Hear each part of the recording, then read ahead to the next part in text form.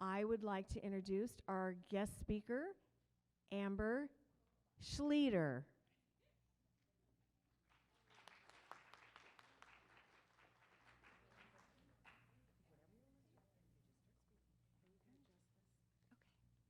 All right, fantastic. Yeah, absolutely. I'm sorry, let me just do one thing. She's going to do a presentation, and then we can do questions and answers afterwards. I will bring the mic around to you because we need to hear what your questions are, okay? All right.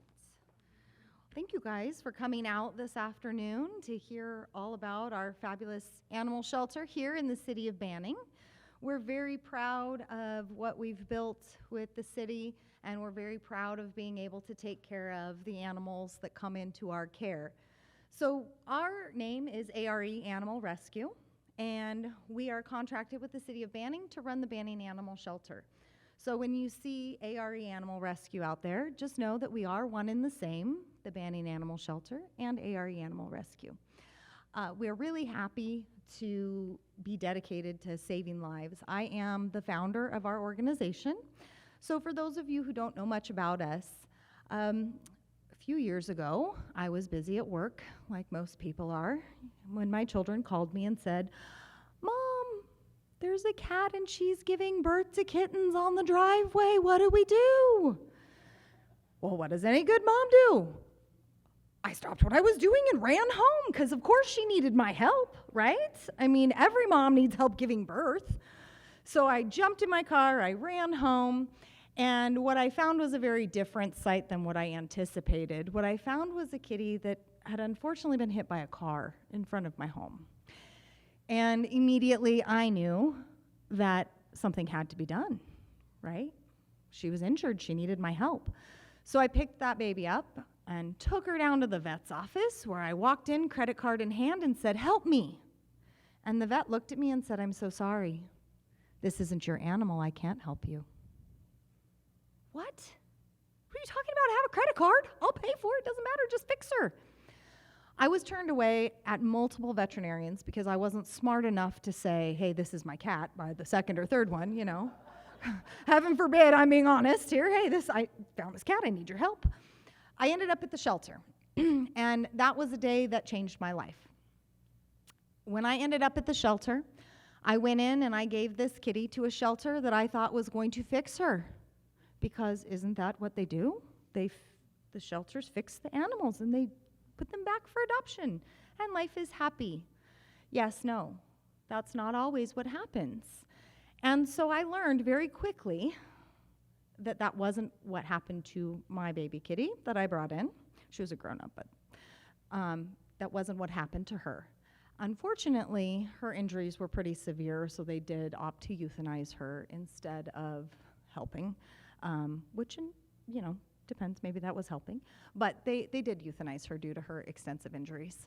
But while I was there, I learned something pretty mind-boggling to me. This young lady came in with this litter of these absolutely adorable little kittens. And she says, "I need to give these to you. I can't keep them." And this cute little girl behind the counter leans over and says, "Please keep them a few more weeks. They're too little. We can't house underage kittens." Well, that sounds terrible, right? Oh my gosh, that sounds terrible. But it's true. Shelter staff doesn't live at the shelter. They're fabulous people who have wonderful lives, and they go home too, and that's okay. But unfortunately, if you can't care for yourself, it's not fair to put you in a kennel and make you starve all night long, right? So shelters have policies where, unfortunately, if you're too little and you're unable to care for yourself, they do have to euthanize animals. But that day I said, wait. Something's wrong, and we have to fix it, right? Because what do you do when something's wrong? You fix it. So I leaned over and said, "Who's in charge?" And I got involved. And I said, there's a better way. There's a better way to do this. Let's do it better. Let's be better for those voiceless animals, right? They need us to speak for them because we're the only voice they have. And if we can't be loud enough to be heard, then away they'll go. And I can tell you that when I was a little girl, my mom brought my first kitty home. We had dogs, I had hamsters. I don't even remember what all kind of animals we had. We had everything. But my mom brought my first cat home. I looked into his eyes. I named him Bright Eyes. I looked in his eyes and I fell in love. And he loved me. And we were the best of friends until I lost him when he was about 18 years old. And I tell you what, that cat took a lot of secrets with him. So, the value in love, unconditional love, is just enormous. And so for us to be their voice, to say, hey, let's help the helpless. Let's help the weak. Let's fix the injured. There's a better way to do this. So I said about it, and I volunteered, and the more I volunteered, the more I volunteered. Because if anybody knows me, they know that I don't do 1%, I don't do 20%, and I absolutely don't do 90%. If I'm not 150% in, I'm no percent in. So I volunteered my little heart out until I was barely even working my job anymore and volunteering a good 90% of my time. I took in foster cats, I took in foster puppies, I took care of those babies, and then I worked hard to get those kids adopted, because adoption's the goal. Goodbye is the goal for my adoption, or for my fosters, for my animals, because I can't keep them all. I want to save the hundreds, not the one. So as someone who wants to make a difference, I hear a lot of people say to me, I can't come to the shelter because I want to take them all home. But here's the trick, right? How many of you would like to help 100 animals in just 2 hours? Right? How many of you would like to help one animal for the next few years? Now, if you had to pick between the two, which one is going to get a much bigger impact? The hundreds, right? That's how these animals are saved, is by amazing people volunteering their time to come and help. Just a couple hours a week, a couple hours a month. We love you if you're weekly, just for the record. But we'll take you monthly to come down and spend time and help us with the animals. There's lots of different tasks, and I'll talk about that in a little while. So as we're progressing, I'm volunteering for the shelter, and I'm like, okay, making a difference, things are good. Then I got the note that, hey, you got a lot going over here. Not sure that's going to keep working for us, so we're thinking that maybe we're going to just not do that anymore. To which I said, wait, if you guys learned yet by my story, no, that doesn't work. We got to do something different. So I call my fabulous husband, who I love more than anything, and I said to him, you're never going to believe what's happening. In about that voice, maybe even less understandable. And I said, we have to do something. So for our wedding anniversary, I get a phone call that says, hi there. Is this Amber with ARE Animal Rescue? What? What do you mean? And the person on the other end of the phone says, oh, yes, Mrs. Schlieder, I have your company name as ARE Animal Rescue. So I confirmed all the information, excited. And then I called my husband and said, oh my gosh, you're never going to believe what happened. And he goes, yes, happy anniversary, sweetheart. So for our wedding anniversary, my husband formed our 501c3 nonprofit organization and gave me the keys to the kingdom, quite literally, and said, here you go. Follow your heart and save the babies. And by babies, I mean every single darn one of them. It doesn't matter if they're this big or that big, right? Save the babies. So I did. And I walked into that shelter with my paper and I said, I'll take them all. Right? So that's how we began. It has been a very fun, exciting adventure. Boy, did I not really know how exciting it would be. But let me tell you, I have learned, And we started out as a foster-only organization. So what that meant was we took the animals from the kill list at the shelters when they were going to euthanize them, and we sent them home with fabulous foster families, and the foster families raised the babies, and then we would get them adopted. Great, right? Back to my true self. Well, that just wasn't enough. We have to do more, right? Let's do some more. So we grow, and we had our first small facility. It was out of my husband's real estate office, our real estate office we shared together. I started a small adoption center, right? Well, that didn't last me very long because there were more babies to be saved, and I had to go save those too. So for our next anniversary, my fabulous husband worked very hard, and he negotiated a 5,300 square foot building for me, for my cat adoption center.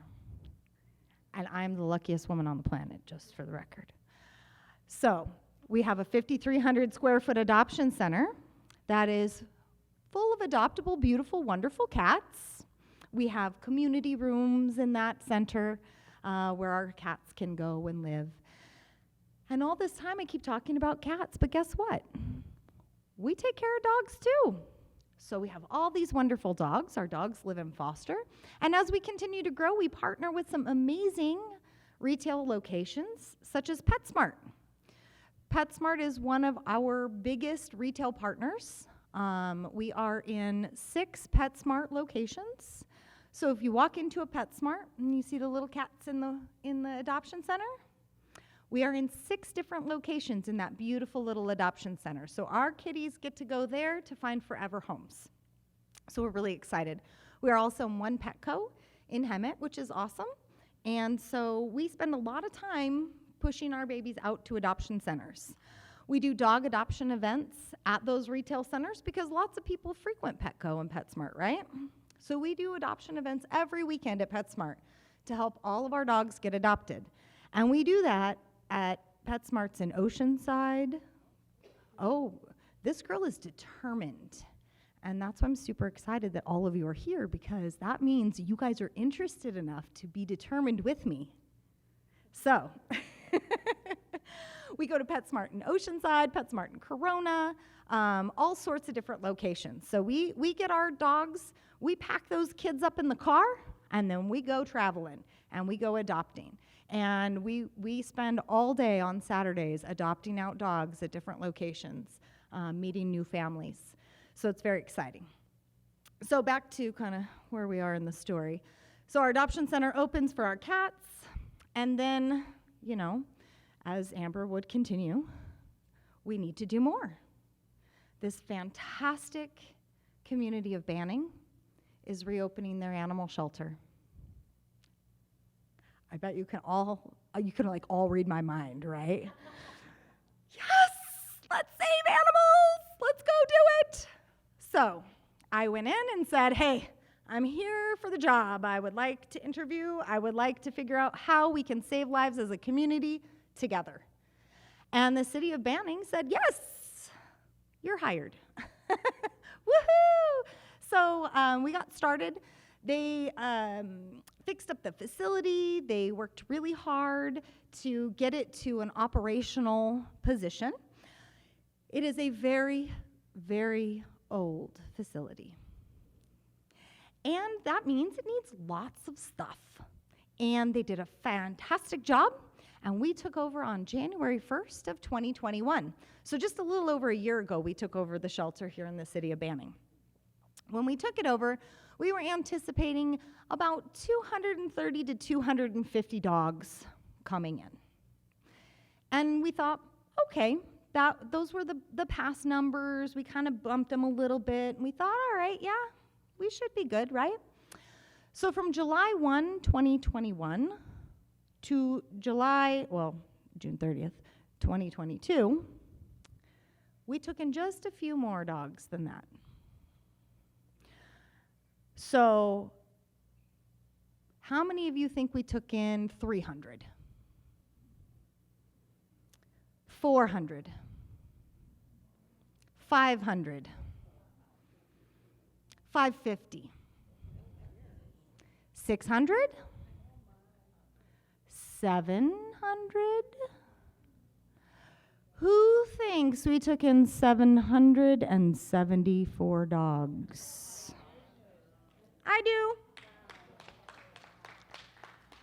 So we took in 774 dogs. I don't have the cat numbers memorized, just the dog ones. See, I really am dog and cat friendly. We have 26 operable kennels. Yay! 26. So what does that mean? That means there's a lot of dogs with not a lot of space, right? So we send lots of those babies out on foster. So our fosters are amazing volunteers. They open up their home for a short period of time and they keep an animal there and take care of them and love on them, right? So we send dogs home with foster. We get creative and we take extra pieces of chain link and make new kennels with fencing and get super creative. We make dog friends, so we have multiple dogs in a kennel. We take those dogs to all those events all over the place. We drag them all over, come get adopted. Yay, look at us, we're so cute. So, as you can imagine, we're pretty full. We have a lot of animals, a lot of dogs. We have a lot of cats too. I'll go back to them in a moment. But one of the big fundraising goals that we have this year is to build more dog kennels. We really need more dog kennels. We desperately need dog kennels. So our goal is to build dog kennels. We are a 501c3, so just kind of throw it out there. You can write it off your donations on your taxes. You should check with your tax person because I am certainly not a CPA, but we are a registered charity organization. So we're going to be pushing really hard to build these dog kennels so that our dogs have more space. We are working hard to build a doggy play yard at our facility as well. So when we took it over, we are primarily volunteer run. I think that's something else that's really important for people to know. We are itty-bitty staff. So we have one paid staff person on site each day. Something else that's very unique about us, we're open 7 days a week. Aren't you guys out on weekends? Aren't people out doing things on weekends? Why would I close my shelter and have an opportunity for those dogs to not get adopted when I'm going to be there feeding and taking care of them anyways, right? Not that it's quite that simple, but that's not the point. Every day. We're there every day, 10 to 6. Wait, those are weird hours, 10 to 6? So we stay open later in the evenings, 10 to 6, because every single day of the week, I have fabulous dogs. I have fabulous cats too, but every single day of the week, my dogs are ready to go home with you. My dogs are ready for volunteers to come in and visit, volunteers to walk dogs, volunteers to help clean dogs, volunteers to go play in the play yard as soon as that's built. But every single day, right? We're closed on Christmas Day. We're there, but we're not open to the public. And we work about a half day on Christmas Day. We're open on New Year's Day, New Year's Eve, 4th of July.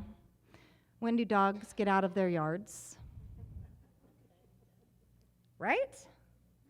We have to be here because the babies we serve are those babies. And they don't look at their calendar and go, oh, this is a holiday, let me hold off, I'll escape tomorrow. No, they need us now. So, here we are. It's a different way of sheltering. It's a different way of thinking, right? Because we're here for everybody, the two-legged and the four-legged. And we want to make sure that that's conveyed well to everyone because that's who we serve, is everyone.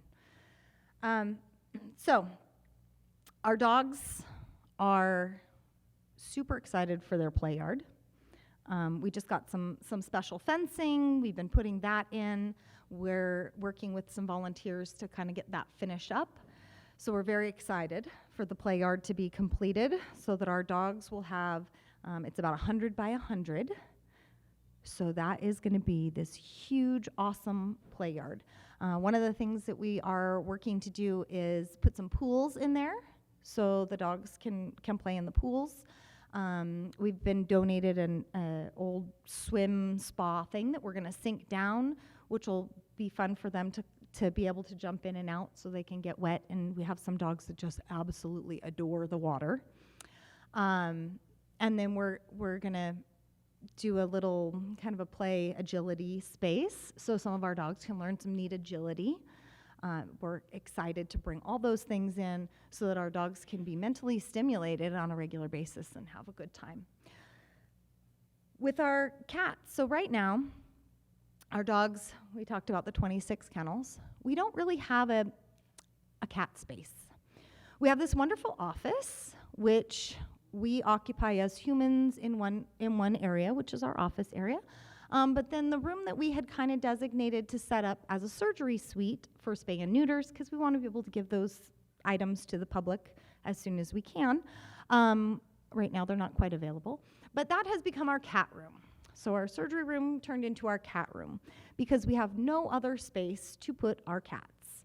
So our cats are hanging out inside of our main office. They do a fantastic job looking cute and meowing at us. They go through their stray holds and their quarantine periods at our Banning facility. And then, because remember, my fabulous husband got us this wonderful adoption center, when they are adoption ready, we send our cats from Banning to Hemet. So then they can be dispersed to all of our retail locations. And then we have our huge adoption center for our cats there in Hemet as well. So when you guys look at our information, you see that we have a Banning and a Hemet address. You guys all now know why we have both locations. So they go there, and then they go off to the different retail locations. One of the things that we are currently working on at the shelter is creating a very special space for some very special cats. So all of you have seen those feral cats, right, out running around. Right now, we are full. Full. I wish there was another way to say that we could find more space. And we're starting by adding some buildings. We've added some portable classroom buildings. They need some rehabilitation, so we're working on that. But right now, there's several animals we can't help because we're too full. So we're building this beautiful, my husband says I'm not allowed to call it a feral sanctuary, but just because I have no other better word yet, a very special oasis for cats that perhaps are less likely to be adopted. I think he'll be proud. So, it's a 4-phase project. We're pretty excited. The first phase is approximately 2,000 square feet. So these cats are very accustomed to living outside, running in front of cars, going into the neighbor's yard, right? Just not necessarily sleeping in your bed kind of cats. And that's okay, because, sometimes I'm grouchy too. So we need a special space. So it'll start with 2,000 square feet. It's about 1,400 outside and about 600 inside, so they have inside and outside space. It's fully enclosed, so the cats can't get out on the top or the bottom, and predators can't get in. So, it's kind of a dual effort here. Nobody out, nobody in. They're going to be able to enjoy their life in there, not in a kennel. Who wants to live in a cell forever? Nobody. I don't want to live that way. They don't need to live that way. They deserve more, right? What's my motto? Let's go big.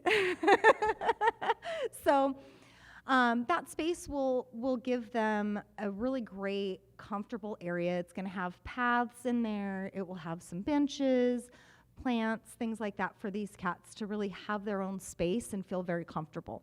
So that's phase 1. Phase 2 brings in another 7,500 square feet. And once we are able to do phase 2, they'll have basically it's about 10,000 square feet once you combine the two. So they'll have more space. We'll be able to help more animals that are in need, and we'll be able to safely house those animals as well. Phase 3 will make it a little bit bigger. By the time we get to phase 4, we're going to be between 2 to 3 acres of property designated for these cats that need a safe space. The reason that it's going to be such a beautiful destination is because the truth of the matter is, nobody says, hey, let's hop on down to Banning by the water treatment plant and go adopt a cat. Okay, let's just be real. I mean, I'm a realist. I don't think that way either. But if you heard about this really amazing place where cats roam free, they can climb on posts, there's a pond and a waterfall and benches and butterflies and rainbows and unicorn. No, I'm just kidding on the But really, really, if you heard about this amazing destination, wouldn't you want to check it out? I think so. I could take my book and read for a couple hours. Yeah, I could go see the cats. That'd be neat. But I can see this really cool space. So my goal is to make this special area a true destination where people can come to our city and people can say, oh my gosh, look at the beauty. Look at how magnificent it is in a nice, peaceful, comfortable environment. Wow, how fun, right? I want to visit, and I've only sketched it out, and I'm so excited. So we're going to be doing a lot of fundraising for that. We have all the funding secured for our first phase, so it's partially under construction. But we're going to be doing a lot of fundraising for the remainder of our cat oasis. So you guys can keep an eye out for that on our websites. We're estimating that once we get that all up and running, it will allow us, and all the cats in there will be adoptable, by the way. They're not just like gonna come hang out forever. They're all adoptable, so you can come meet your buddy. We're estimating that probably about 200 to 300 cats on that amount would be able to be saved and be going through the program regularly. So we anticipate that we'll see adoptions significantly increase for some of our harder to adopt cats based on research that's been produced. They just are so much more comfortable in that environment. So it'll be a great way for them not to be stuck in a cage and then out having a good time. So as a shelter, we have learned that as a volunteer-run shelter, we need some more volunteers. I work about 19 hours every single day, 7 days a week, 365 days a year. I very rarely take a day off. My husband did force me to go on vacation last year, so I went, dragging my heels the whole way, like, wait, there's something I have to do. But I went, but I work every single day without fail because my heart and my soul is devoted to these babies, these animals that don't have that voice. And so we're looking for people who want to come in and volunteer, whether that be helping us with the cats. Some of my volunteers say, oh gosh, I don't want to come in and pick up poop.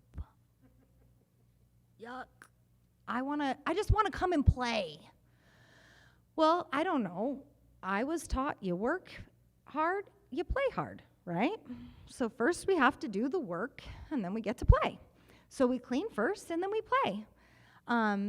As we continue to grow our spaces, the really great stuff is that if you're a cat person, our cats will have rooms with cat trees to climb up and down, and you can get out your laser lights, and they'll be dancing on the walls and the ceiling for you.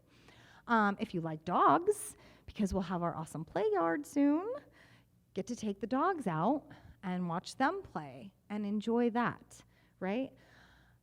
The gift you give in volunteering it's immeasurable, even if it's an hour.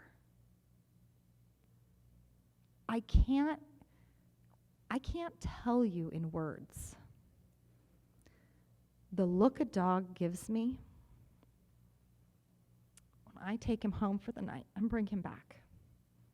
I can't tell you that look of love and affection and thankfulness that you loved me, you paid attention to me for even a short period of time. We got a dog in 2 weeks ago. She was hit by a car, right? I think you guys know that my story is different with the dog that came to my shelter than the cat that went to the other one. My dog was hit by a car. And you know what? Her life mattered. And I put her in the hospital for 2 days and made sure that she came out of shock. We did x-rays, checked for broken bones. This poor girl lost most of her leg, minus her bones. She was all, no broken bones. This crazy girl, she was drugged under a car. It's clear. So my veterinarian's office named her Sadness from the movie Inside Out. So if you've ever seen the cute little I think it's, I don't know if it's a Disney movie, Inside Out. So they named her Sadness because when she came in, her face was sad, right?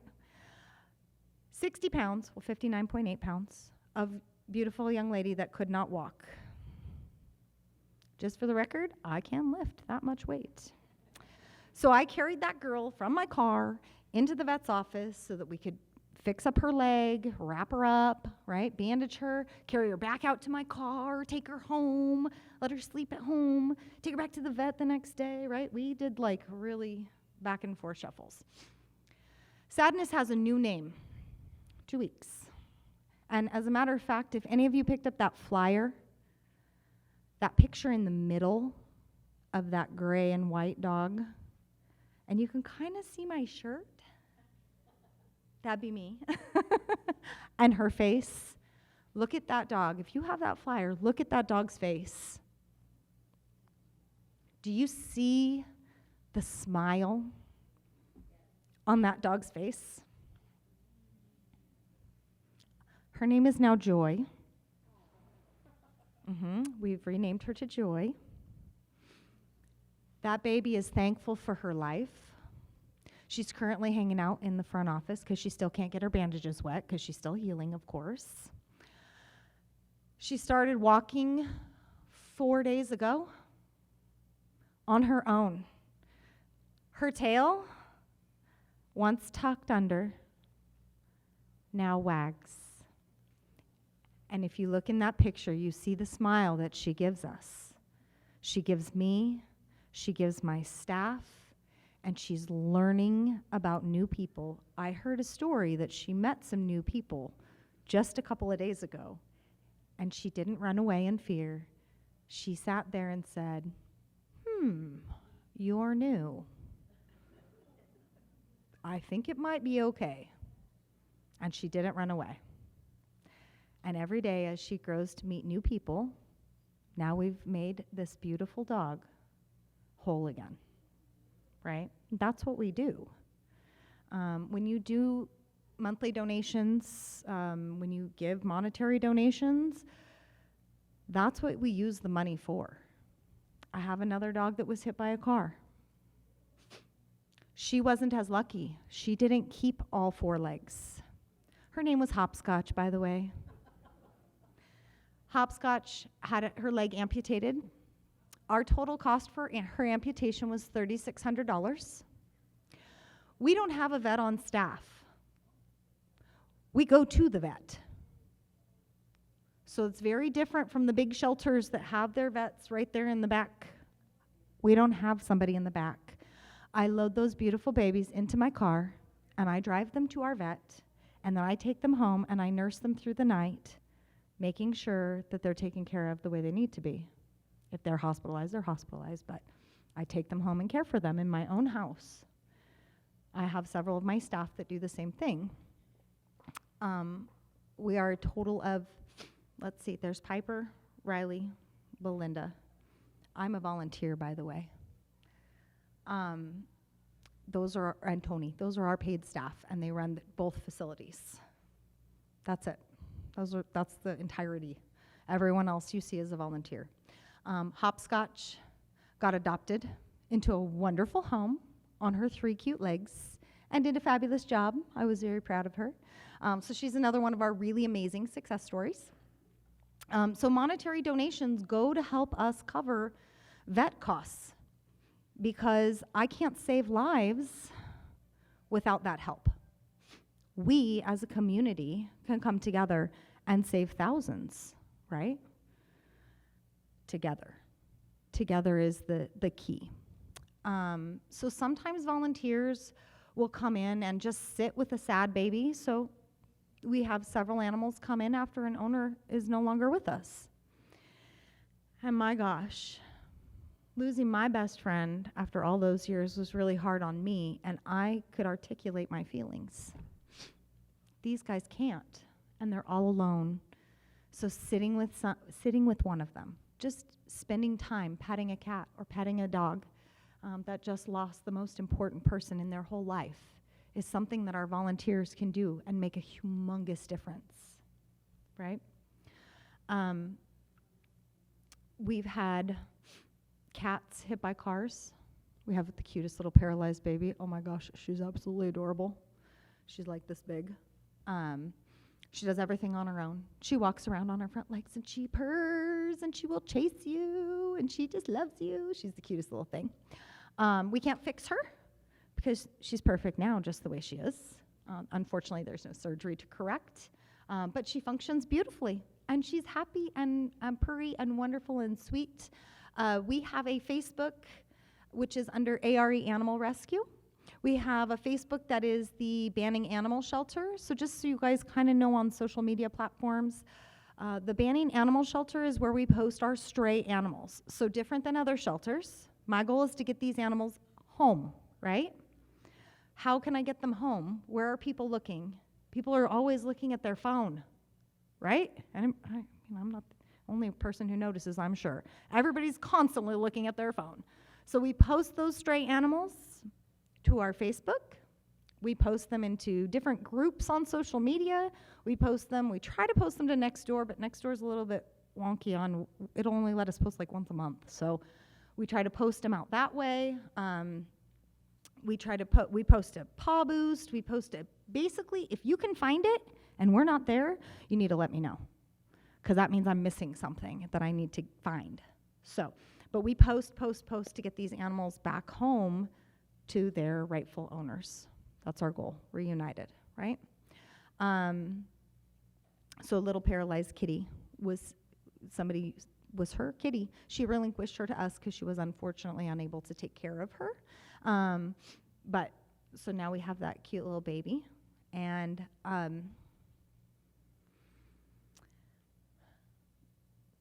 lost my story, I'm sorry. Don't you hate it when that happens? It was right there. Right? So I'll just hop back over to volunteering. So coming in and volunteering, dogs, cats. We currently have a bunny, so anybody wants to come and help out, clean the bunny, pet the bunny, let the bunny play with some toys. Our bunny actually plays with toys. It's a domesticated bunny. We have a dove today as a shelter. I never realized how many things we would see. We've had turtles, we've had doves, we've had an eagle, all kinds of fun. Man, it's exciting and fun. So you guys should come volunteer so you can experience just a tiny bit of the fun that we get to have. Talked about donations. We talked about what a lot of our monetary donations go to, which is our medical expenses. Those are primarily our biggest expense that we have, are the medical expenses. Food donations are fantastic. We are very lucky to have some connections with different food banks where what you pay for a big bag of dog food, about $65 currently, we can take that plus a little bit and buy an entire pallet of dog food. So if you're thinking about food, we love it. We appreciate every single ounce of it. And you are absolutely welcome to bring us in open bags or bags you purchased or whatever. We will happily take them and feed our animals 110%. If you think, hey, I'm going to run to the store and buy a bag, instead, hop over, bring us a donation, because we can buy a pallet of food for what you're going to spend on that one, basically.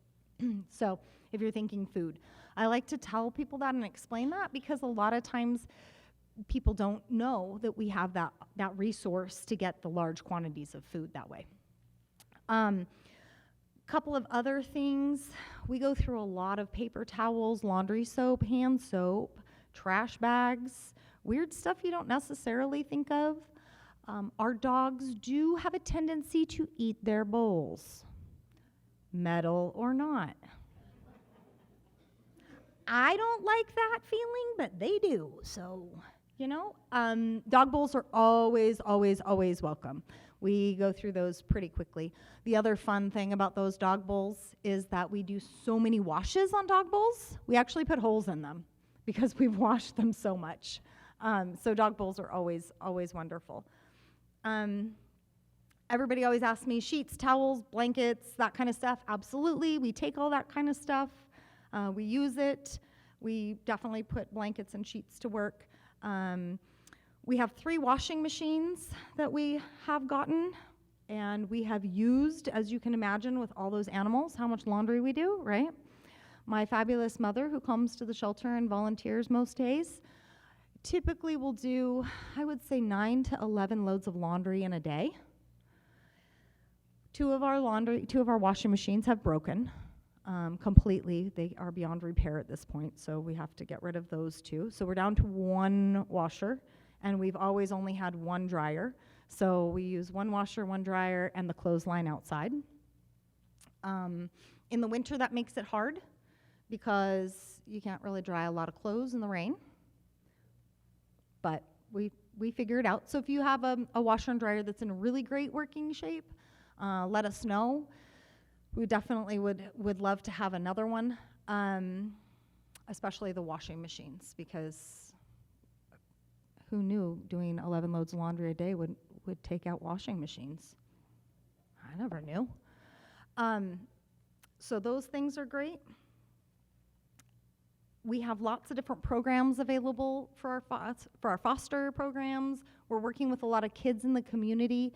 One of the things that our Cat Oasis will also lend to is some of our after-school groups. We're encouraging them to come over and start reading. And so come to our homework club. We're better to hang out at a homework club than with a bunch of animals hanging around in a nice, peaceful setting, right? So we're working with the schools to try to get the kids reading more and get the kids a little more involved. Beyond that, I think I have kind of given you a pretty good idea of what we're doing, what we've got. And we have a lot more, a lot more. So, yes, let's do some questions.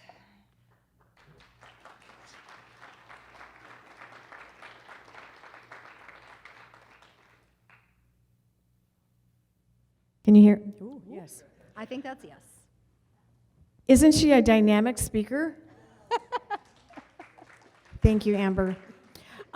Before we do questions, I just want to let you know that we do have someone from Animal Control that's here, the City of Banning. She's brought several packets here, so we're going to pass them out to you. I just have this one right here, but Anita's going to go ahead and pass them out. Do you want to say anything at all? No. Okay. She's just a little shy. That's okay. Yes. Oh, my name is Amber.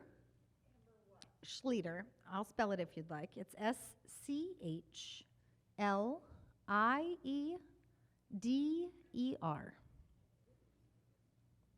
That's okay. Everybody does. So does anyone have a question? I'm going to hop in real quick, and then we Yes, can go to go the ahead. questions. So just to speak for animal control versus shelter, I just want to make sure that everybody kind of understands that. So what's really great is that, as you guys have noticed, I'm kind of my own person. It's who I am. So we run the shelter. We are in charge of loving and taking care of those babies, right? If you have a stray animal, I cannot get in my car and come chase them down. That's not me. But animal control is awesome at that. And so animal control is run through the City of Banning's police department. So if you have an animal control need, you'll contact them. And then Ashley would hop on in her car and she'll just mosey on over. No, she'll motor over. I was trying to come up with a great word for like fly down the freeway. Just kidding.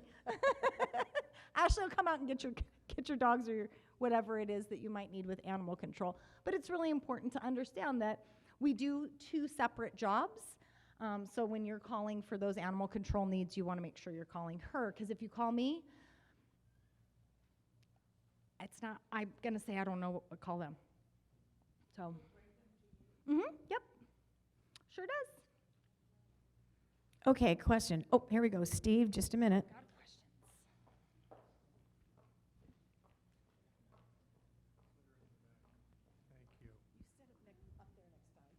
Amber, 3 real quick in a row. Why does Petco in Beaumont not let you come in with dogs and cats? Are you receiving enough money from the city of Banning to support what you're doing? Does the county of Riverside donate anything to your organization?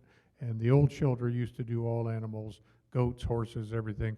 Are you only doing dogs and cats? Okay, so I heard 4 questions. I'm going to bullet point those out for us. Petco across the street here in Beaumont.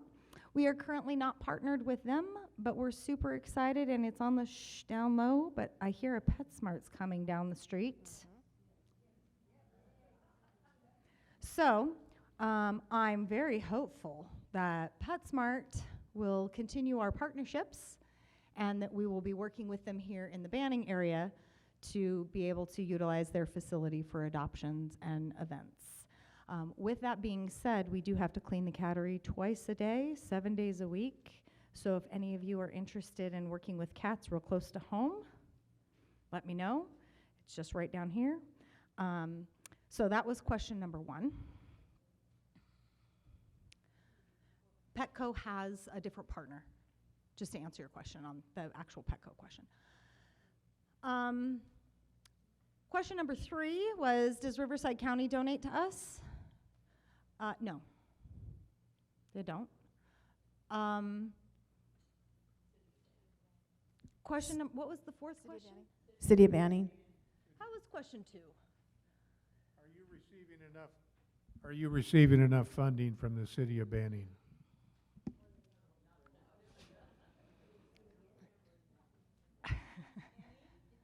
So let's, I will allow you to formulate your opinion. Our contract with the city of Banning is $60,000 a year. And that is inclusive of all of our medical, all of our food. So we again, when we came into this, we were anticipating 230 dogs, not 774 in the first year. Anyone else have a question? Would like to ask some?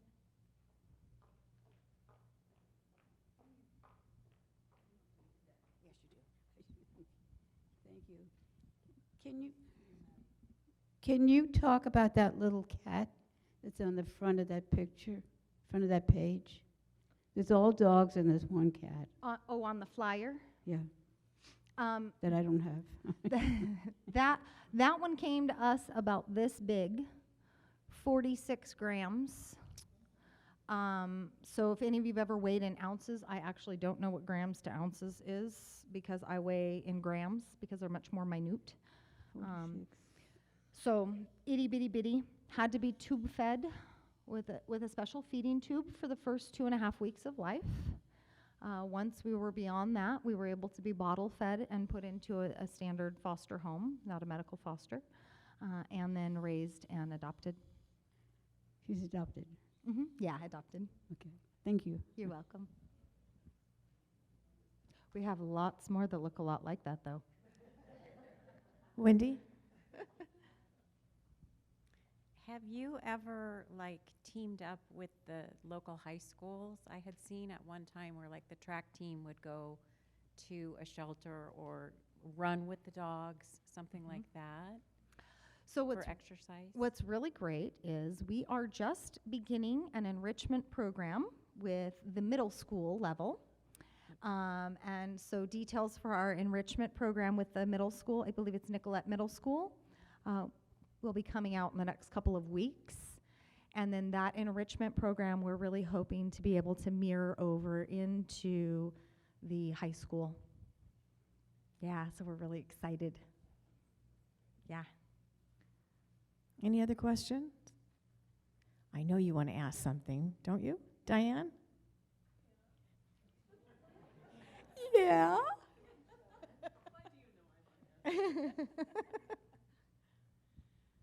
Okay, I understand that your cat facility is in Hemet and your dog facility is in here, is up here.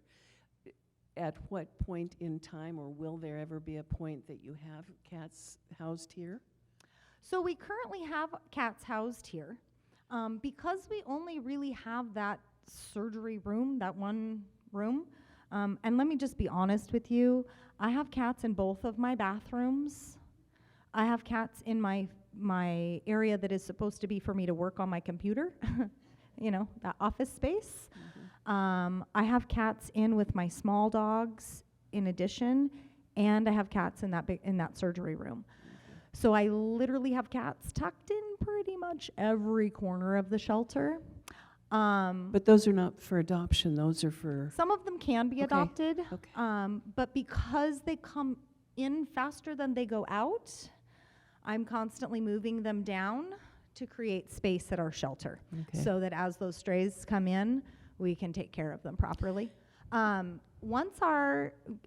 to continue on your question, once our enclosure is set up and we have power to the buildings that we purchased, so we purchased 4 modular buildings and put them in on the property.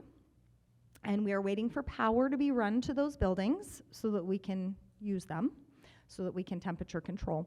Once that's done, one of those buildings is going to be our cat adoption center, which will have community spaces with cat trees and all kinds of good fun for some of our adoptables. okay. I have a feeling you and I are going to get to know each other. Sounds great. I was in cat rescue for 13 years before moving here. Oh, awesome. You talked about the ferals. Mhm. I don't know here. One of the things we used to do was develop relationships with farms, barns. You know, barn cats was a huge Yep. usage for those cats. And that, do you have do that. a means to develop relationships with those types of? We have lots of those relationships currently. We have more cats than relationships. Yeah, yeah. Okay, I have fostered a lot, and eyedropper fed and bottle fed, and Oh, good. I really love you. we'll talk. Okay.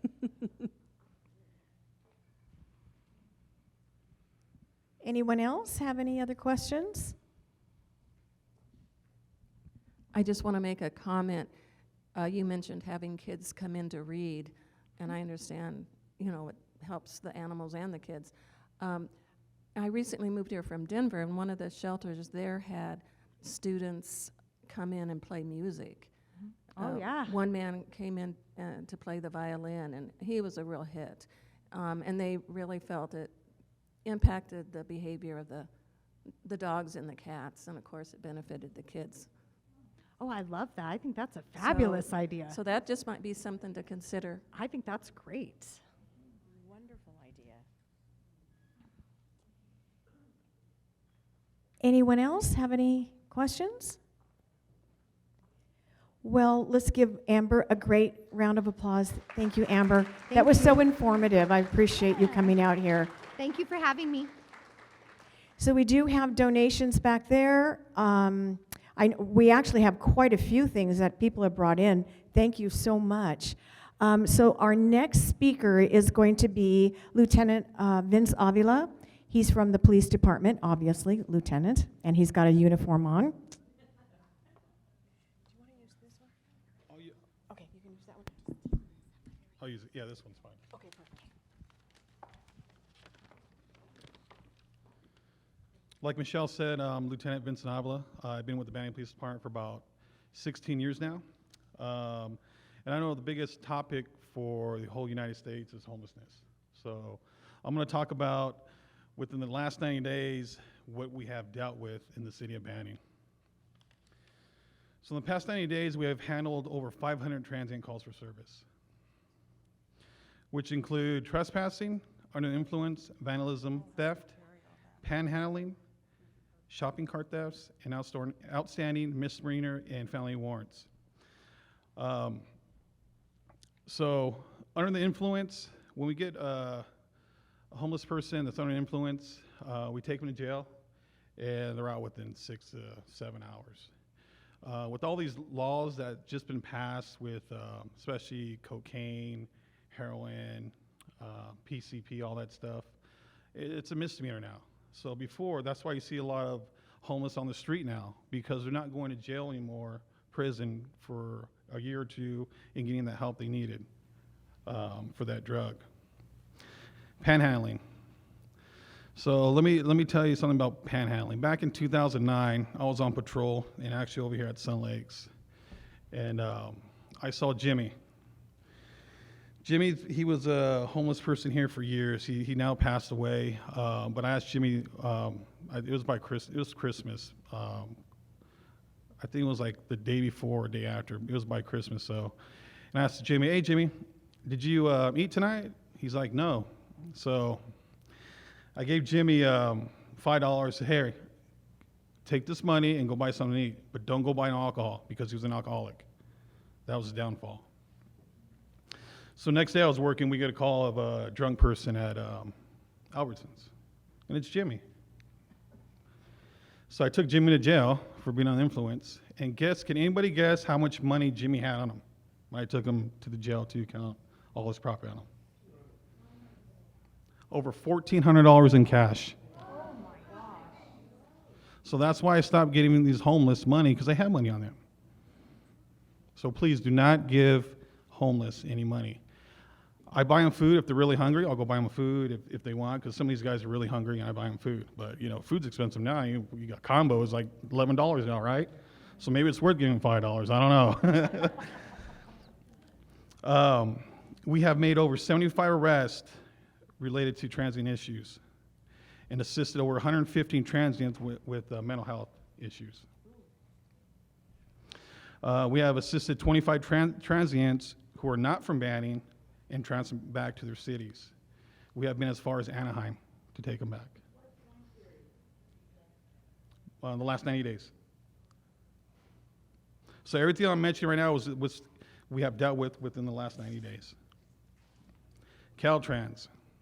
We have been working with Caltrans for the last 6 weeks. Caltrans is a big help to the city of Banning. What we do is we post the encampments along the freeways by the fence line, because that's what they own, up to the fence on both sides of the freeway. We clean up over 25 encampments. Separately, our homeless liaison officer, Vaca, we have cleared over 40 encampments throughout the city. We have picked up over 300 shopping carts within the last 90 days, and that's throughout the city. Amongst all the transients contacted daily, 90% refuse services or assistance for help and do not want to leave the city of Banning. Our transient numbers continue to grow daily due to the county jail, hospital, and other county services provided by the city or in the city. Opportunity Village, we have 40 beds. They're all full, and we have a waiting list of 7 that want a bed. I had Officer Vaca start a list of how many transients are in the city, because I think that's very important that everybody wants to know how many transients we have. So last week she started on the east side of Banning, and she's up to 8th Street right now. I saw the list yesterday. We're up to 72 just in that area. So we still have to go from 8th Street to Highland Springs to see how many more homeless are in the area. Please be aware of the homeless. They have mental issues. They'll try to take advantage of you. We had Officer Vaca. She got bit by a homeless, very bad injury, and one officer's tooth was chipped.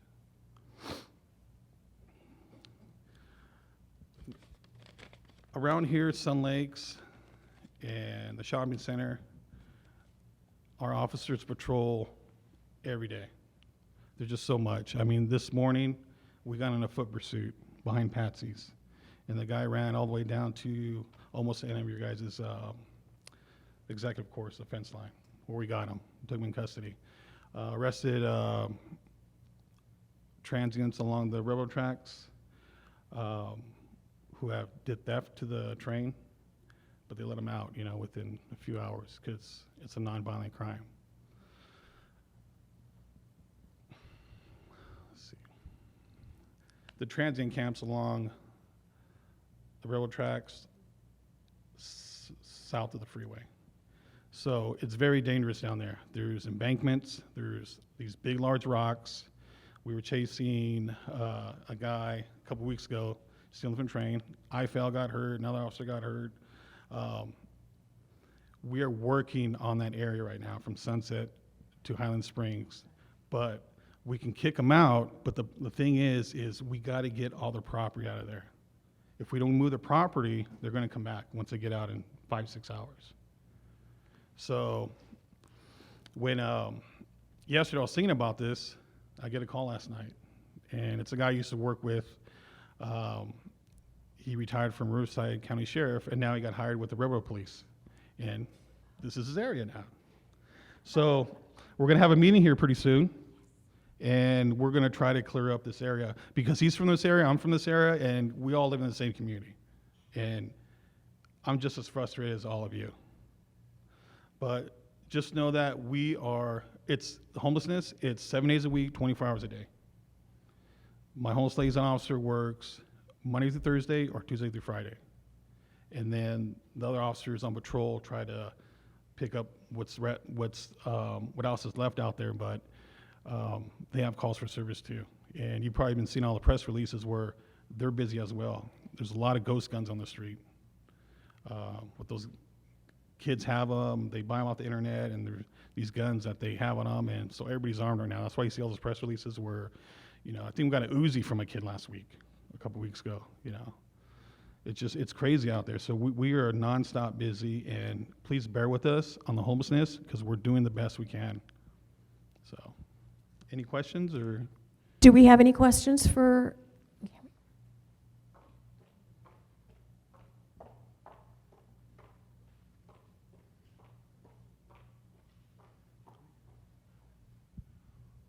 Your opinion as to the percentage of the homeless that do they want to be homeless, or are they just really down on their luck? I mean, years ago, a couple years back, when we had such a crunch on the mortgages and so forth, we saw a lot of families that were out that were homeless, and they didn't want to be. But I see so many of them, particularly the ones at the underpass. I think that this is their life. They want that life. You're exactly right, sir. And we are making that list. Officer Valk is out of that 72, 90% of them do not want help. Wow. They want to live this life. They have no bills, nothing to worry about. It's a way of life. They like living this way. May I ask what percentage of the homeless that you see out there you feel have mental issues and can be dangerous? I would say at least 50%. At least 50.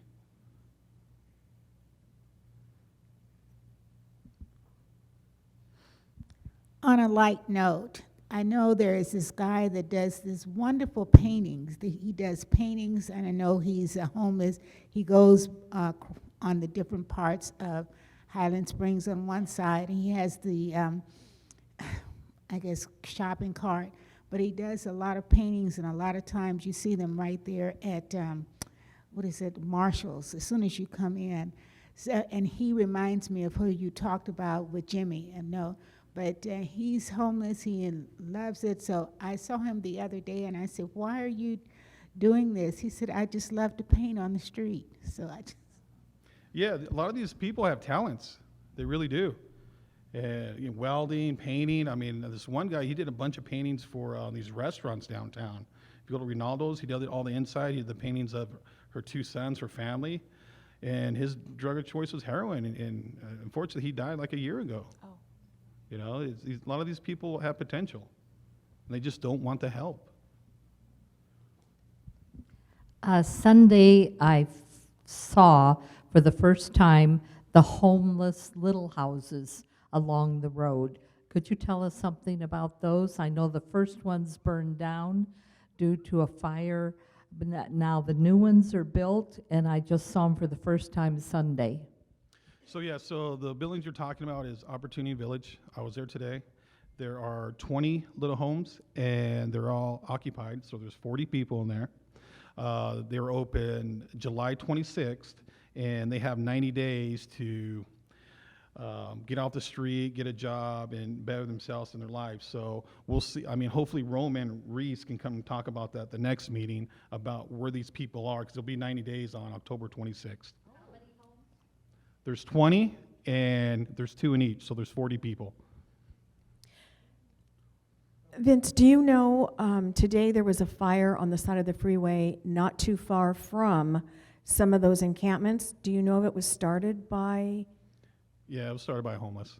It was. Yeah. I saw it because It started right when we left that area when we got that guy.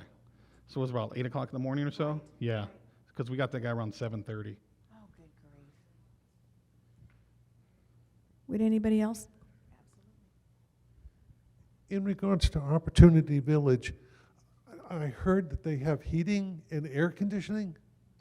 Yes. They do? Okay.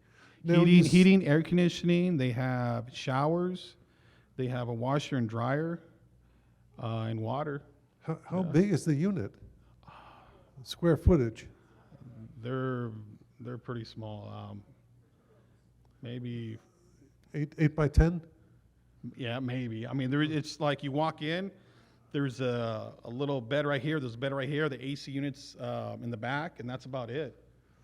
And 2 people in there? 2 people. Okay. So yeah, so that is Roman Reese, R-U-I-Z. He is an employee with the city of Banning. Now, you made a statement in regards that they have 90 days to get a job. So are you monitoring them, or is there someone monitoring that? So that's Roman's area. He has a list of, I don't know what the rules are from there, but he would know that information. Okay. Of the number of homeless that you see out there, what percentage are women?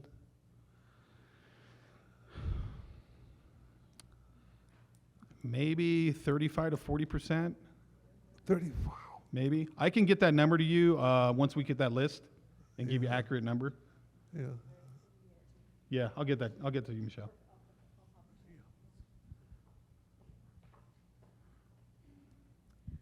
I wonder about something like Opportunity Village, where your plan is you give them 3 months to get a job and a place to stay.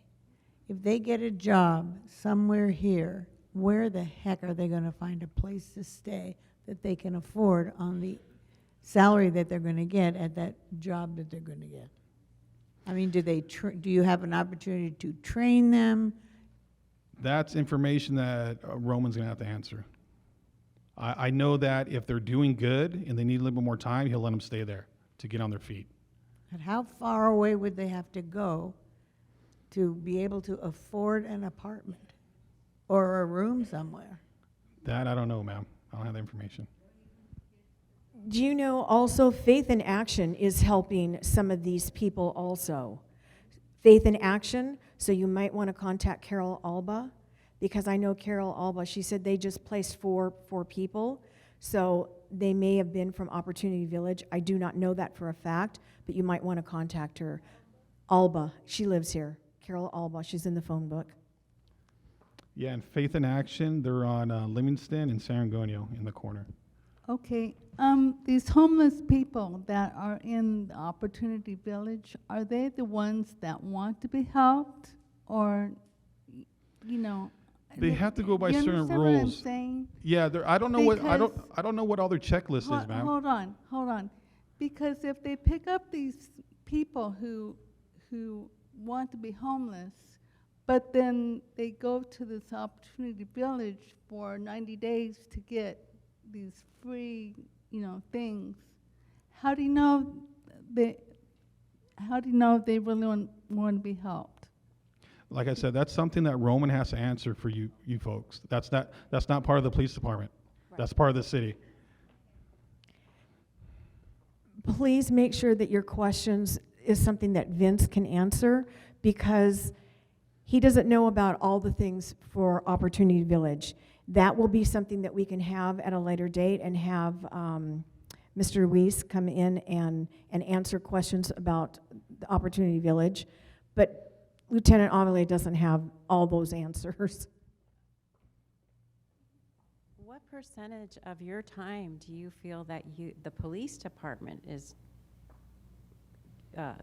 taking care of the homeless, When It's there's all day. other things in the city that are going on that the police are there for, right? Yes, I worked a couple weeks ago, and every call was a transient call. Wow. Yeah, I mean, and these guys commit crimes. We put them in jail. We had this one guy. I mean, he has mental issues.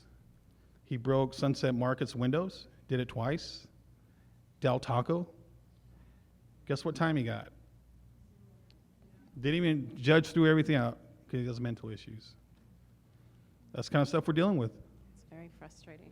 We have a guy that we got in a pursuit with 3 weeks ago. And sovereign citizen, he likes to taunt us. Went on a pursuit with him. What did he get? Obstruction.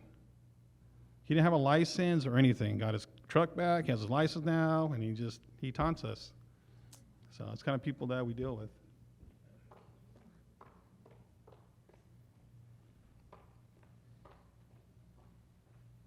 Thank you. Hi, Bob Walter. I just wanted to thank Lieutenant Avila and the chief, Matt Hamner, because we had a meeting with them about a month ago, and at that meeting they agreed to increase the patrolling around the perimeter for our community, because in the past we really didn't have any designated patrolling to deal with the homeless issue and some of the issues that he's talking about. So it has improved, believe it or not, and I really appreciate what the city is doing for us here. Thank you very much, Vince. Thank you, Bob. And we are, like today when we're chasing that guy this morning, I seen everybody was gathered up again behind Patsy's. So I told Officer Vaca, got the cadet out there, we cleaned that area up. We got to get these people moving, getting out of here, if they don't want the help. So yeah, we're trying our best. We are. I mean, we have picked up loads of trash too, and we're not the trash police. But who gets all the complaints? I do. And how do you get rid of them? You just take care of yourself. You know what I mean? Go ahead, man.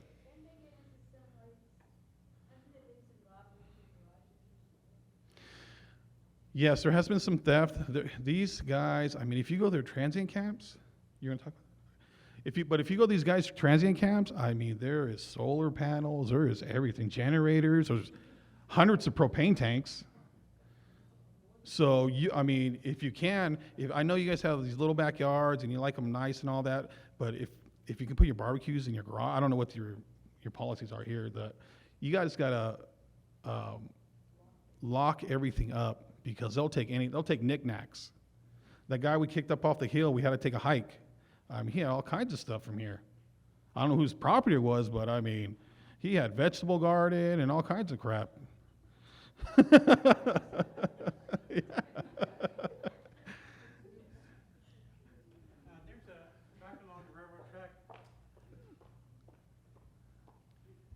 Back along the railroad track, there's a guy's got a condo down there. In the ravine? Yeah. Yeah, isn't that crazy? Yeah, I mean, Living room, bedroom, has a front door. Yeah, and it's a joke, but it's not a joke. I mean, Yeah. it's serious. And how they build this stuff, pallets, all kinds of stuff, you name it. I don't know how they get all this stuff down there. Don't forget, I gave everybody that 1-800 number for the railroad. You must call them. You must call them if you find something that's going on back there, because the police department can't always go back there and arrest them and take them. And once the railroad knows, they will send an agent out, and they'll give them 72 hours, and then they move everything out. So please, if you see something, if you're out golfing, Call that 1-800 number. It's been published in Lifestyles under community awareness. I will continue to publish it, but you must call that number because the police department can't just automatically go back there and pick up the trash. It is not their responsibility. And I did find out something very interesting, not putting blame on anybody, but I did find out that some of those tents were given by Faith in Action. So they're doing a job that needs to be done also by trying to help these people, but I did not realize that they were giving them tents. So we're going to have to try and maybe work along with Faith in Action and see what we can do to help them also. So just to let you know, don't call the police department to go and pick up the trash, because that's not their responsibility. Their responsibility is to protect us and keep us aware of what's going on in our community. And please call us. Call us. You see anything? Call us. Do not email. A lot of officers, including myself, get emails, and when I go home on the weekend, that email sits for 4 days. Please just call 911. You're not going to bother us. Please bother us. Any other questions? No? Okay. Thank you, Lieutenant. I Thank you. appreciate you Thank you. being here. Thank you. Okay, our next speaker is going to be Mike Romero. He is the Director of Securitas. Please let him make his comments first, and then you may ask questions. And this is Lieutenant Roman. Good afternoon, everybody. Hope everybody's having a great day so far. Just wanted to follow up with what Lieutenant Avila was talking about earlier. We have seen a slight increase in theft occurrences here at Sun Lakes just because the crime rate has gone up in the city of Banning. So as residents and as security, we want to make sure that we're on top of that. See something, say something. It's one of the key words that we want to practice here. Call us. Let us know if there's something that we can go out there and check out. If it's extremely suspicious, definitely call 911 first, and we'll follow up after that. We did have 2 theft occurrences because 2 open garage doors were left open. This happened in broad daylight, folks. There's really no time of day when these guys want to come out and hit these homes. They see an open garage. To them, that's an open invitation. We had a set of keys that was taken, wallets, credit cards, you name it. Just like Lieutenant Avila says, it's whatever they can get their hands on, they're going to take advantage of. My department is making phone calls to residents between the hours of 8 p.m. and midnight. And we'll call you. We'll leave you a voicemail if we can, but definitely let you know that your garage door is open. For your own security, we want to make sure you close it. We don't want any more theft occurrences, as more than what we already have. Or animals as well. We've had a lot of calls where coyotes are coming in, and they're making themselves at home inside garages, raccoons as well. So definitely be aware that we are surrounded by a lot of wildlife here in Sun Lakes, and they're going to come through the community, and unfortunately, security can't really handle these animals. They're going to do what they're going to do. Animal control might be available to come out and assist. If they're not available, keep your pets indoors, keep them secured, keep yourself secured, and try not to handle them, okay? We will do our best to go out there and get that taken care of for you. Keep in mind, like I said, Sun Lakes is close to 32 homes. I have units that are constantly looking out for these types of things. So we'll do our due diligence in making sure that we're thorough with what we need to do as far as our investigations and working along with Banning PD also. We're continuing to do perimeter checks outside of the property as well. Like Lieutenant Avila says, we have seen a lot of homeless in the northern part of the community. As many of you folks know, we're not just patrolling inside Sun Lakes, but we're patrolling outside of Sun Lakes as well. I have instructed my team to make themselves extremely visible when they're patrolling the outside of the perimeter near the train tracks. Our lights will be on. We will have our siren on if we have to. And we have seen a percentage of calls drop. They're no longer coming into my department saying, hey, there's a homeless in this area. I think making ourselves visible is definitely deterring these people from coming in. But still, there's other ways that they can access the community. Again, if you see something, let us know. We'll go out there and check it out. We'll do our best to make sure that there's no breaches done. The perimeter fence line has to be constantly secured. And if there's any repairs that are done, that need to get done, administration is really good about getting those fences repaired on a timely manner, okay? So keep in mind, we're gonna do our best as much as we can, and we'll work alongside with Banning PD on that as well. How many of you guys are pet owners here? Pets? We love our fur babies, right? So this month, we've seen a lot of loose dogs around the community. We care for pets as much as we do for the residents. My department has a heart for the animals. We want to make sure that these animals are safe. One of the things that we have noticed is that the pets that we have recovered aren't chipped or have a leash on them or have any kind of identifying tag. Make sure you register your pets with administration. If we do come across with your pets and they're not tagged or chipped, we will call animal control for them to come out and assist. I'd rather have these animals go straight to their home. They belong with their owners, they belong in their home. It relieves the stress on the pets from being in an area that they have no knowledge of what it is or what's gonna happen. So take care of your pets, please. Make sure that they're leashed when you're out. There is a leash law in effect in the state of California. It's not our policy. We can't enforce it, but we will let you guys know to put your pets on a leash.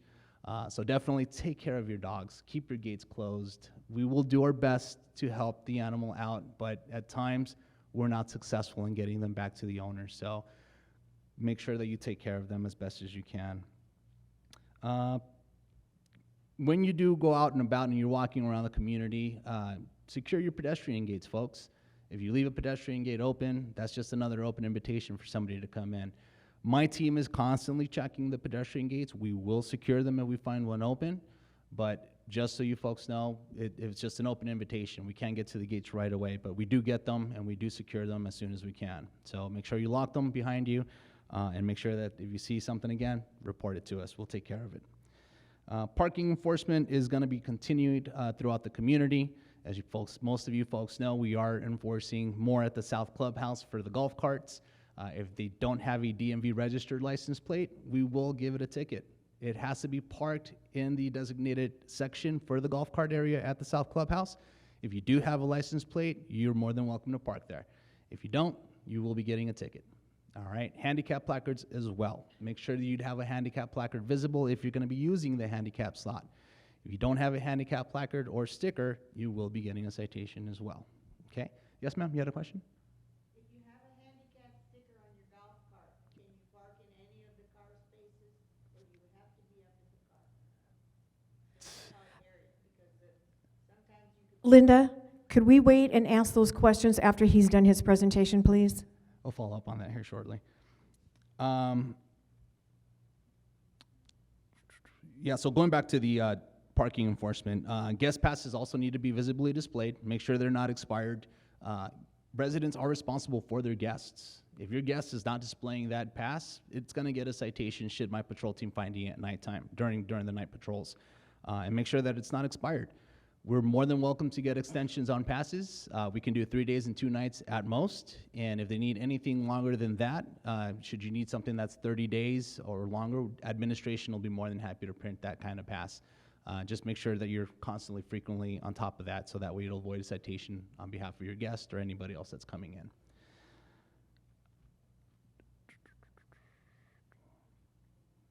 Yeah, I think that's pretty much it. Jonathan, do you have anything else you want to touch up on? I think we touched on everything. All right. Now I'm open for questions. Yeah, you can ask questions. Yeah, so in response to that, we try not to give. Mike, could you just, because the people can't hear and it's being Sure. videotaped, so could you just? If you have a handicap sticker on your golf cart, but it's not street allowed, can you park in one of the car areas that are close to the entrance of the South Club? Absolutely, absolutely. Anything that has a handicap placard that's visible, we will not touch. You guys have as much right to park in a section, especially if it's already been occupied by another cart. Legally, you guys are entitled to park in any designated area as well as any open area as long as it's available. If you do see a golf cart that does not have a handicap or a license plate, I will go out there and cite it. I will drop what I'm doing and I will go out there and issue citations. And that's actually it's one of the things that a lot of residents have noticed, and we are seeing less vehicles in violation. So if you do see it, give me a call. I'll go out there. Any other questions? Yes, ma'am.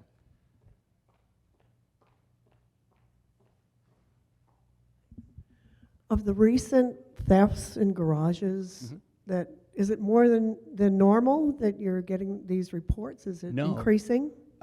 It did increase. We didn't get any theft occurrences, I would say, for the last 5 months regarding theft occurrences in the garage. With the recent heat wave that we've seen here, residents like to leave their garages open to ventilate the house. It makes sense. It's hot. We want to save some money and not use our air conditioner, but they're taking advantage of that. So it doesn't matter what time it is.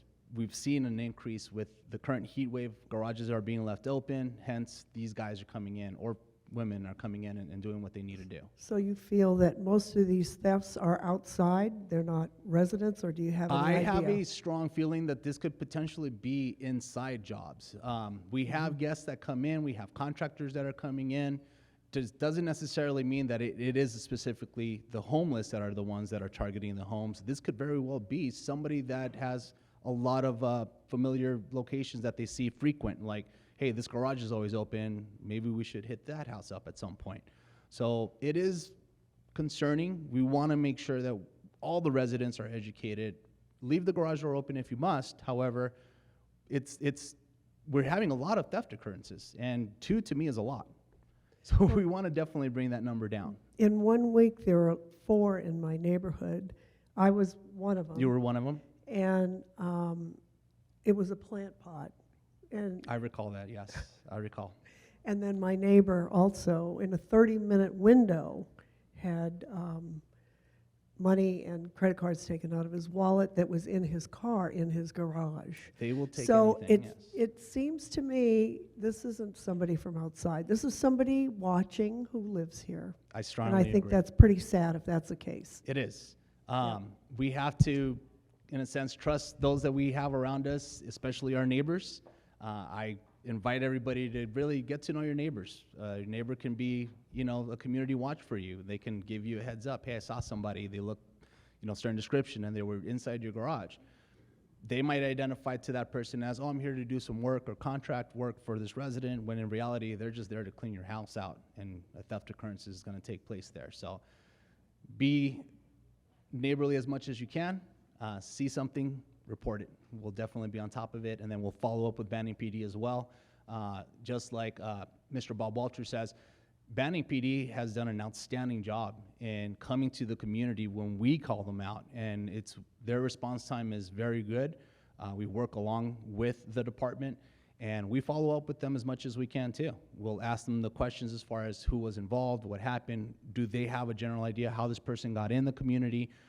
So we're nailing it as much as we can, and we're going to be on top of it as much as we can as well. So, yes, Mike, sir. excuse me, Mike, you mentioned California has the leash law. Just to let you know, as before your time, a few years ago, the board at the time passed within Sun Lakes a leash law, which does state now that if your dog is off of your property, it must be on a leash. If it's not on a leash, they'll be subject to a fine. That is correct. And thank you for the job you guys are doing. Thank you. Appreciate it. Our pleasure. So again, we care for the animals as much as any homeowner here does. I am a pet owner myself. I have 4 cats and 1 dog, and I care for my animals. I mean, they're part of our family, so their well-being is important to us as well. So leash laws are in effect, like you mentioned, sir. I've had actually a run-in where I had a dog run across the street that was not on a leash, and I almost ran over the poor animal, and I did make contact with the resident. We're doing our best to enforce the law. However, some residents don't appreciate us letting them know how to manage their pets. Yes? My neighbor across the street, she leaves her garage door open all the time. So when I get up at 2 or 3 in the morning, I see it still open. Do you guys have phone numbers to call them? Absolutely. And she said, when I get up in the morning, I go over there, she's, oh, it was open all night. She goes, no one called me. Yeah, so like I mentioned, we have 3,200 homes here at Sun Lakes. I know. I'm I'm helping you guys out, though. Yeah, no, and thank you. Yeah. I have indicated to my team, and I pretty much demanded that they generate garage door reports through the evening. I expect those reports on my desk every single day, just because of what's been happening. So if you do have the garage door that's been reported open, if my team doesn't catch that specific garage door between the hours of 8 and midnight, give me a call. Let us know, hey, your team might have missed this one. Can you send somebody out? We'll call the resident and we'll attempt to let them know. Absolutely, absolutely. Any other questions? I just want to add to the gentleman's leash law process. Yes. Me and my 2 little dogs have been attacked more than once by dogs on their property. And one thing that all dog owners make a mistake is you think you know what your dog is going to do at any particular time, and that's your first mistake. I have been attacked by dogs that their people are saying, oh, he's just a lovely little dog, as he's coming trying to chew on my butt.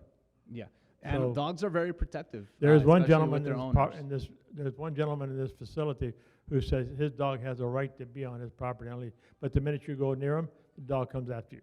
Yeah, it's a danger. It could be a danger for you and your dog. Well, it your could be a dog's gonna danger for his dog, because I guarantee you, Absolutely. if he comes after mine, I'm gonna drop kick him over the street. Yeah, no, when we had an incident that actually occurred, I want to say almost 6 months ago, where a resident was walking their dog on their leash, and there was a loose dog that ended up attacking the poor animal. The animal did sustain some injury. Thankfully, it wasn't that horrible, but we did hold the responsible party accountable. We got in touch with Banning PD and let them know this is what happened. It is very concerning, but again, their safety is as much as important as the community's as well. Officer, do we have I'll use the word partnership with Four Seasons, and are you the same working over there? And do we have some communication back and forth with them concerning these issues? Great question. So we do have Securitas next door. They're just under different districts. For some reason, the dividing line separates our district, which is Temecula, compared to the Ontario branch. So that's a completely different branch that's managing that department. What I have done is I've made myself known over there with their management team and let them know that we're pretty much the same of what we're trying to do for each community. And we do communicate from time to time. If there's any pressing or concerning matters that are happening in Four Seasons, we'll compare those notes, and I'll let them know what's going on here at Sun Lakes as well. The only issues that they tend to have officers come and go, so they're always changing for some reason. But we'll still make it a point in working alongside with Four Seasons to keep them up to date with what's happening around the community and things that they can actually keep an eye out for what we've seen here at Sun Lakes as well. So it is somewhat of a partnership, but it's not really a partnership. I can also let you know that Anita Worthen that's in the back, she does the same thing over at Four Seasons that I do here. So she comes to our steering committee and she's very involved here as I am over there. So we do have a partnership and we are trying to keep our communities together and do the best that we can for them along with Securitas. Absolutely. So it is our pleasure to serve the community, folks. I've been implementing a lot of changes. Service is our priority here at Sun Lakes. I've had a lot of staff let go just because of that. And I want to make sure that we're continuing to do our due diligence and still provide as much service as we can with a smile, of course. We're here to help you guys out as much as we can. So if you guys have any questions or issues that you want to discuss with me, whether it be matters that are happening inside the community or just matters that are regarding my staff, let me know. I will definitely follow up with you and get something done and work alongside with the residents or the district delegates to help the needs of the community, okay? Yes, ma'am. I think I might have missed the telephone. I think I might have missed the telephone number. So the number that you can call at call center is 951 area code 845-2163. That is our 24-hour line for the main gate, okay? And the officers there, I have a dispatcher, will dispatch patrol units. If it is a extremely urgent matter, they will call me directly. I'm on call 24 hours, folks. If I'm not here on the site, I am still working from home just to benefit the needs of the community and that of the officers as well. That's my responsibility. And I will continue doing that as long as Sun Lakes wants us. So all right, folks, thank you for your time. I appreciate it. Have a wonderful evening. Thank you, Mike. I appreciate you being here. So just in closing, I hope everybody enjoyed the program today.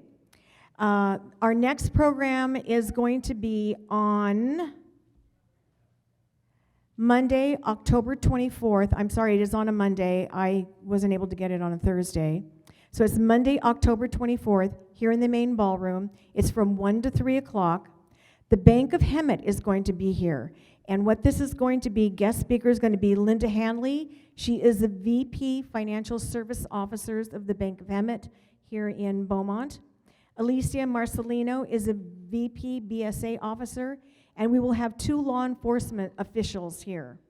And they're going to do a scam prevention, fraud, anything that has to do with the new and upcoming scams that's happening to everybody here. So it will be fraud and scams, and this has a lot to do with banking, and the ones that are coming over the internet, they're going to go over dating scams. We've had some dating scams here in our own community, so they're going to give a wonderful presentation, so I hope everybody will be here. Again, we'll probably have Matt Hamner or Lieutenant Avila here. Always Mike Romero to give us updates on what's happening in our community. And I don't think I have anything else. So I do want to ask one more thing. I have one position open on our community awareness. Lois Jordan is taking care of her mother, so she's not able to be on our steering committee anymore. So if anybody's interested in being part of our steering committee and setting up these programs that we're doing, give me a call or show up to our meeting. Our next meeting is going to be on October 3rd. I believe that is Monday. It's 1 to 2:30 in the bus room. And if anybody just wants to come and just see what we do and how we come up with programs, you're more than welcome to come to the bus room and listen to what we have to say. So thank you for coming, and I appreciate everybody. Have a wonderful afternoon.